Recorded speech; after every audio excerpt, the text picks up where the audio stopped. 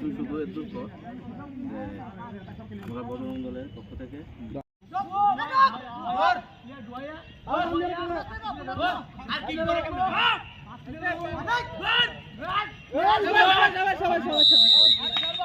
একটা মুভমেন্ট শুরু হয়েছে, তার অন্তর্গত স্বদেশী গ্রহণের মাধ্যমে স্বদেশী গ্রহণ, পর্যাবরণ, কুটুম্ব প্রবোধন, সমরসতা, এরকম পঞ্চজাগরণ 5টা জিনিস দেওয়া হয়েছে।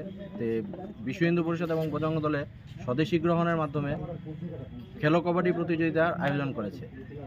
কবাডি খেলাটা সম্পূর্ণরূপে ভারতীয় স্বদেশী খেলা একটা, এই জন্য বজরং দল যুব বাহিনী বিশ্ব হিন্দু পরিষদের খেলো কবাডি প্রতিযোগিতার আয়োজনটা করেছে। তার বিশেষ কয়েকটা কারণ আছে।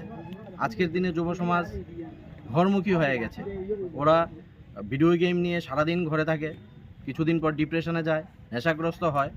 তো হিন্দু যুব সমাজকে সেই প্রকোপ থেকে মুক্ত করার জন্য আমরা এই খেলো কবাডি প্রতিযোগিতার আয়োজন করেছি, যাতে ওরা মাঠে আসে, এতে শরীরচর্চা হবে, সাহসিকতা বাড়বে, মন মানসিকতা সৃষ্টি হবে এবং মাঠে সবার সঙ্গে খেলাধুলা করলে একটা একতাবদ্ধতা সৃষ্টি হবে, এতে হিন্দু সমাজ স্বয়ংসম্পূর্ণ হবে।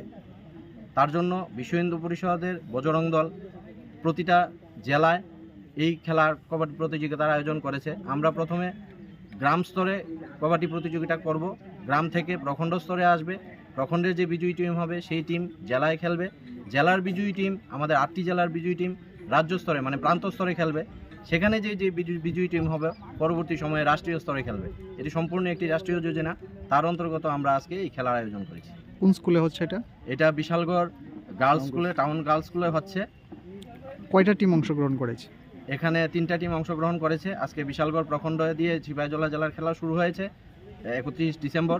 12 তারিখ সিপাহীজলা জেলার ফাইনাল খেলা হবে মেলাঘরে, ওইখানে যেই টিম বিজয়ী হবে সেটা জেলার প্রতিনিধিত্ব করবে প্রান্তে।